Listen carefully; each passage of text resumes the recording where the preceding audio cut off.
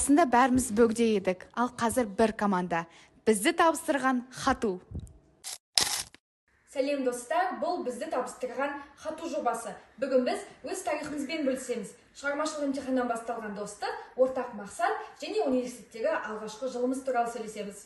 Ендеше алдымен өзімізді таныстырып өтсек. Бүгін сіздермен бірге мен Айдана, Илдар және мен Айолым. Біз Хатуға қалай келдік, неден үміт күттік, соны еске түсіріп көрсек. ондай болса, арамыздағы жалғыз гүліміз Илдардан бастайық. Илдар, сен Хатуға қалай келдің және Хату туралы кімнен естідің? мен ең алдымен басқа универге түсетін болғанмын, бірақ ең соңында Хатуда журналистика факультеті бар екенін біліп, осында келіп көрген болатын. Алдынан Шынар ханым шығып, жылы лебізімен қарсы алған. Содан кейін мен осында түсемін деп шештім. Негізі Хату десе көбісі IT мамандықтарды есіне алады ғой. Жалпы мен қалай келдім? Бір факт, мен Хатуға түсетінімді 9-шы сыныпта білдім. Себебі 9-шы сыныпта мен IT Nation олимпиадасына қатыстым. Білуімше ол олимпиада қазірде жалғасып жатыр. Сол олимпиадада 9-шы сынып болсам да, сайтта өзімді 11-шы сыныппын деп тіркеп, 3-ші турға дейін бардым. Бірақ 3-ші тур офлайн болғандықтан келмедім, қорықтым, себебі алдадың деп айтады ма деп. Бірақ сол кезде мен білдім, мен Хатуға түсетінімді. Кейіннен 10-шы сынып пен 11-шы сыныпта ашық есік күндеріне келдім. Осылайша қазір Хатудың студентімін.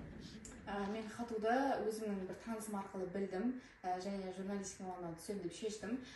Бірақ бірінші мемлекеттік грантқа өте алмай қалдым. Сонымен басқа универге құжатымды тапсырып, сол жерден доп грант ұттым. Бірақ тамыз айының соңғы күндерінде Шынар ханым қуанып маған хабарласты, сен мемлекеттік грант ұттың деп ішімізбен қуандық. Сонымен Хатуға түскенімізге біз еш өкінбейміз. Солай, әнемне дегенше университеттегі өмірімізде басталды, студент болдық. Енді алғашқы күндер қалай сезілді сендерге? Бәрібірде мектептен универге келгеннен кейін қиын болды деп ойлаймын, бейімделу. Әрине. Мен үшін универде үйрену қиын болды, себебі мен жаңа адамдарға үйренісу өте қиын. Және де бастапқы бірінші, екінші апта менде сыныптастарымды сағынып, сол естеліктерді сағынған кездерім болды. Бірақ кейіннен осы топта жақсы адамдарға түскенімді сезіндім, барлығы жақсы адамдар екенін көріп, тіпті қазір сыныптастарымнан қарағанда осы группаластарымды қатты жақсы көрдім. Менде басында қобалжып қалай танысам болады екен деп ойладым да. Сонымен мен айттым. Мен старосты болайын деп ұсыныс тастадым, барлығы қолдай кетті бірден. Соның арқасында мен қазір барлық группмейтстармен бірге тығыз байланыстамын және соған қуанамын қазір. Әрине кейбір сәттерде қатты жылма түсетін кездер болады, бірақ та башқында ондай болып тұрады. Менің есімде қалған ең қызықты сәт ол Альбина мен Илдардың экономика сабағында жоба қорғағаны болатын. Екеуі бірге енді презентацияны бірге жасап келген, өздері жасаған, сөйтіп апай сұрақ қойған кезде екеуі де не жауап беретінін білмейді. Жаңа презентацияға не қойғанын ұмытып қалған. Бір ана жерде презентацияны өзі емес бірге жасап келген сияқты. Өте қобалжыған болатынбыз ол кезде. Жалпы тағы қандай қызықты сәттер естеріңдесіңдер? Менің сен айтқанда Альбина мен Илдардың презентациясын айтып жүрсің. Менің де ең бірінші презентация жасағанымды есіме түсті. Біз Илдармен жасап, ол кезде де әлі қалай презентация жасау керек, қалай жазу керек білмедік. Шын айтсам қатты қобалжыдым, тіпті сабақ кезінде даусым қатты дірілдеп, не айтарын білмей қалай болады, қатты қобалжыдым. Дірілдеу туралы шынымен де мен де Жанар апайдың сабағында мақаламды оқып тұрмын ғой. Қолым былай парақпен бірге дірілдеп жатыр ғой кәдімгідей.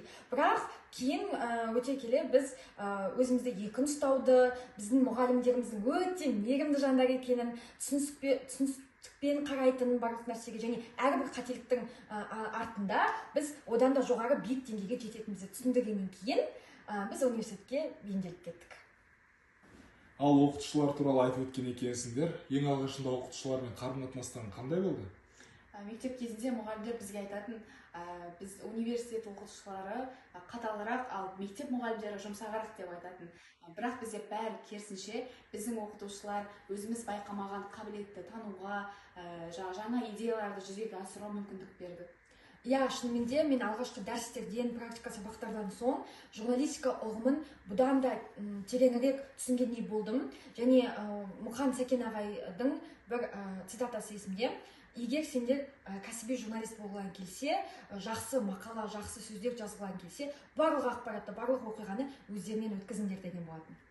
Айдана, дұрыс айтасың. Біздің оқытушылардың сабақтың соңын мотивациялық сөздермен аяқтайтыны қатты ұнайды. Соның арқасында үйге керемет көңіл күймен қайтамын. Шынымен де осы жерде тағы бір сөз есіме түсіп отыр. Малика Ғалымжанқызы, егер жақсы журналист болған келсе, мықты журналист болған келсе, бір-бірлерімен жақсы қарым-қатынаста болыңдар. Себебі журналисттің басты қаруы мықты коммуникация деген болатын. Сіздердің әрбір білімдеріңіз, әрбір сөздеріңіз үшін алғысымыз шексіз. Болашақта сіздермен бір салада жұмыс істейтін әріптес боламыз деген ойдамын. Және барлығымыздың арман мақсатымыз бір, осы журналистиканың шыңына шығу.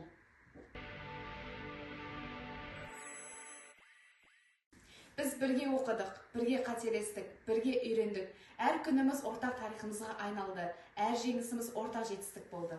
Біздің таныстығымыз кездейсоқтық емес. Бүгін бірінші курс студенттеріміз, ертең әлемнің қай бұрышында болсақ та, жүрегімізде бір атау мәңгіге қалады. Бізді таныстырған Хату!